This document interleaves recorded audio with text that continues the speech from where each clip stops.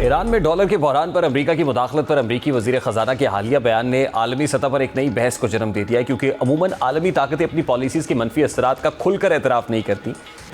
اب یہ خبر محض ایک معاشی انکشاف نہیں بلکہ بین الاقوامی سیاست، پابندیوں اور معاشی دباؤ کی اس طویل حکمت عملی کی جھلک ہے جس کے ذریعے بڑی طاقتیں کمزور یا ناپسندیدہ ریاستوں کو کنٹرول کرنے کی کوشش کرتی ہیں۔ ایران پہلے ہی کئی برسوں سے امریکی پابندیوں، مالیاتی رکاوٹوں اور سفارتی تنہائی کا شکار رہا ہے، لیکن اس بار خود امریکی وزیر خزانہ کی جانب سے یہ اعتراف سامنے آنا غیر معمولی اہمیت رکھتا ہے، کیونکہ اس سے یہ تاثر مزید مضبوط ہو جاتا ہے کہ ایران میں معاشی بحران کوئی فطری یا داخلی مسئلہ نہیں بلکہ بڑی حد تک امریکی دباؤ کا نتیجہ ہے۔ اب جیسا کہ امریکی وزیر